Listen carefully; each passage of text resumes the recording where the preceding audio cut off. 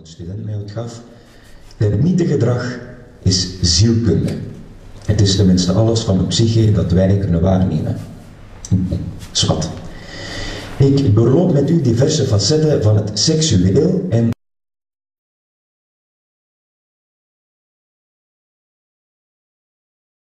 termietengedrag is zielkunde.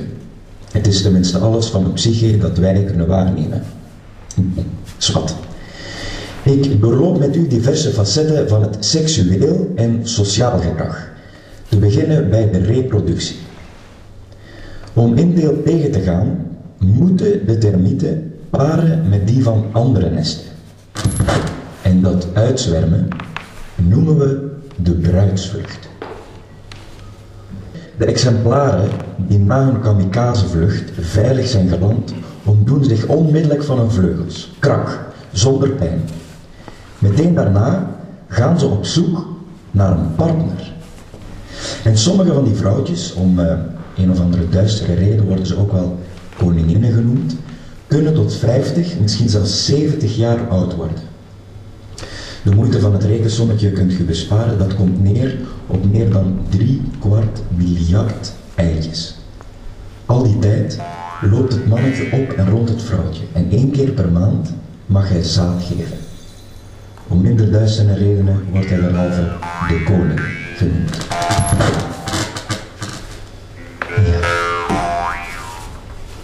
De sociale verhoudingen bleken telkens als volgt. 95% werkers tegenover 5% soldaten. Welnu, die soldaten die hebben iets courageus. Zij verdedigen de termietenhoop tegen hun aardsvijanden, de mieren.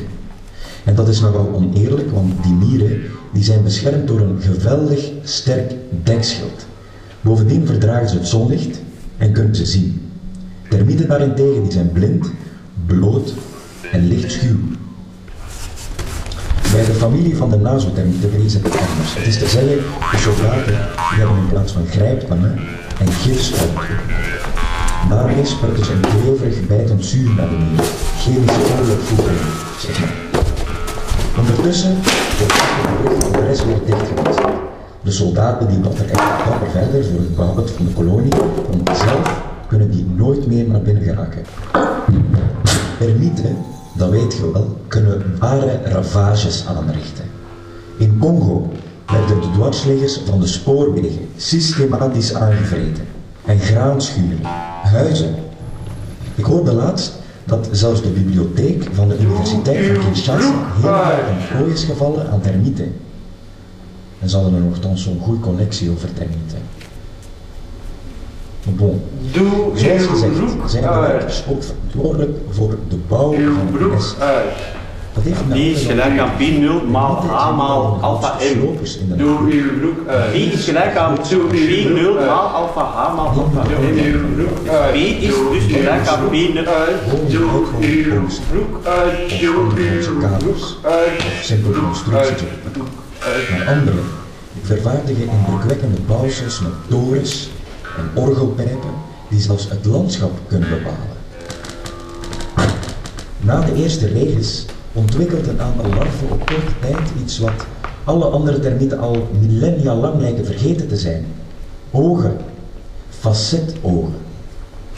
Op de rugzijde van een middenlijf groeien 4 vliesjes, die 2 keer zo lang kunnen worden als een hele lijf. Vleugels. In de krappe, aardige, donkere gangen lijken het zinloos accessoires, ze lopen maar wat onhandig mee rond, dagenlang zelfs, maar ondertussen zullen werkers bij de wand van de heuvel tunnels beginnen graven, een soort schansen aanleggen. De temperatuur zal een beetje dalen en de zuurstof een beetje stijgen. En soldaten zullen klaarstaan om de kolonie tegen eventuele indringers te bewaren. Het gevriemel zal koortsachtiger worden. Een paar werkers zullen het laatste stukje land wegknagen. En wanneer het eerste licht binnenprikt, drummen de gevleugelden zich naar buiten. Klaar voor een korte vlucht naar avontuur. Klaar voor het leven. Klaar voor het leven.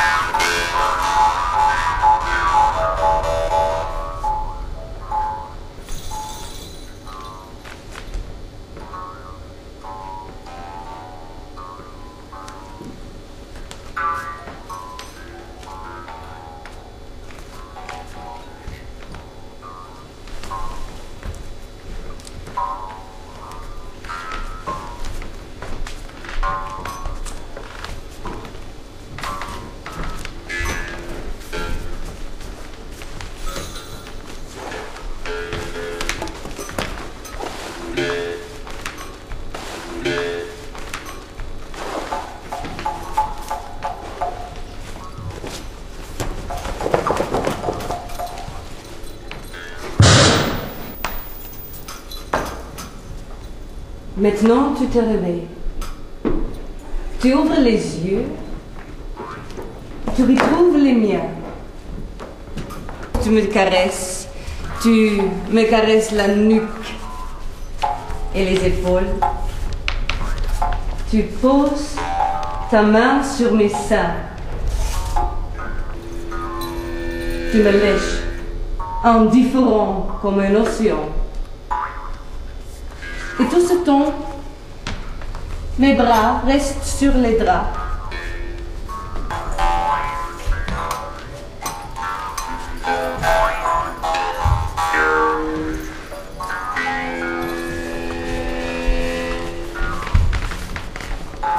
Et je te sens, et je t'aime,